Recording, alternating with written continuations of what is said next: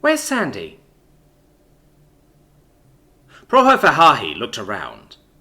The underwater laboratory designed for aquatic species was, as always, partially staffed. It was rare for all researchers from different species to have their living cycles in sync at a given moment. Sandy Singh, the only human researcher of the waterlogged facility, was nowhere to be seen. Instead, a cephalopod floated over to the newest colleague. She's not here. Dr. Singh should be in her living quarters by now. A tentacle twirled and pointed towards a polycarbonate window. Outside, a faintly lit dome was barely visible in the dark waters. Thank you, Dr. Monosuke. If that's the case, a message will suffice. I won't do that if I were you, Dr. Prohofahahi. Monosuke stopped Prohofahahi. The station's daily cycle is at 12.5%. It's 3 in the morning for humans, so unless our station has a hull breach or a medical emergency, there is no way you can wake up a human with a single message. Prohofahahi sighed in disbelief. Oh, right. Humans are blissfully ignorant when they are asleep. Is your concern human-related or station-related?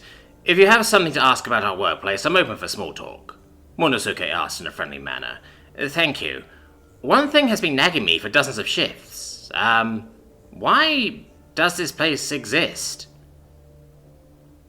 Prohofahahi could see Monosuke's visible part of the skin sparkle like stars. The cephalopod seemed either intrigued. Will you elaborate? Monosuke asked back. Sure. Prohofahahi continued. Assume pressurized space in outer space was at a premium for early space-age humans. If they could grow the same amount of edible flesh in a much smaller vat, why bother to build a gigantic station in outer space to hold an entire biome from their home planet? It should take much less space growing simple tissues. First, cost.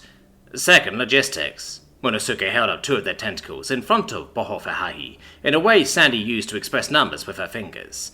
When humans took to the stars by the millions, the balance slowly tipped towards the other side, spending more money on a bigger facility.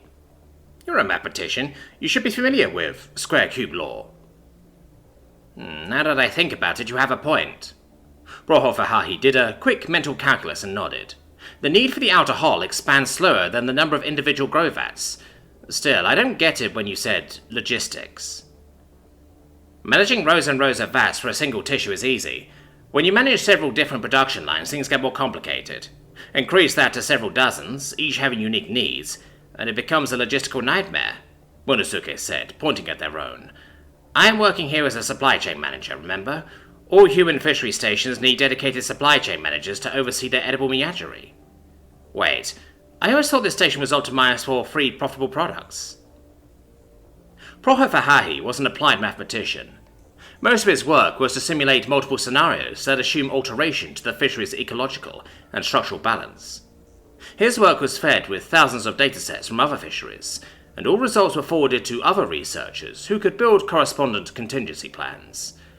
Whenever Prohofahahi was wrapping up a set of simulations, he was asked by higher management to include an executive summary around a handful of species. Apex species that made the most revenue to the company.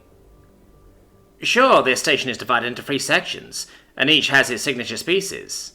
Thurnosthynus, Salmosalar, and Palithios Kamsachius. Do you think humans eat only tuna, salmon, and crab from the sea? Monosuke continued in frustration. When I first came here, I bumped into a human hauler who would occasionally wait inside the station while the ship loaded and unloaded its cargo.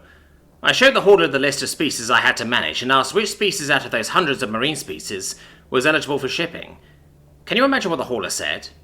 Was it a long list? Prohofahahi asked worrisomely.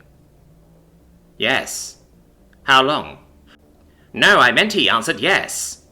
Monosuke's tentacles trembled in fear. Anything and everything. Humans eat tuna, the food of the tuna, and the food of the food of the tuna. You're managing the profitable species on the top of the food chain because it's just a single point of failure.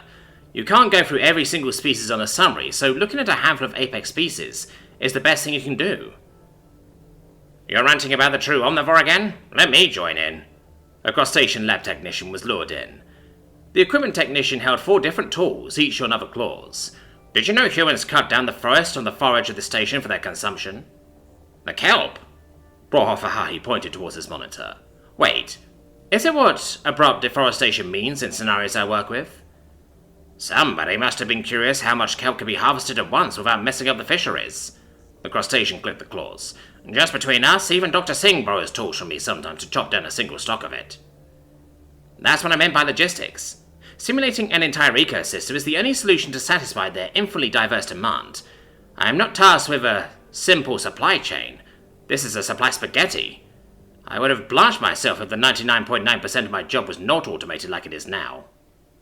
Murasake said, trembling. This is the best technological option for feeding a true omnivore, Dr. Prohofahahi.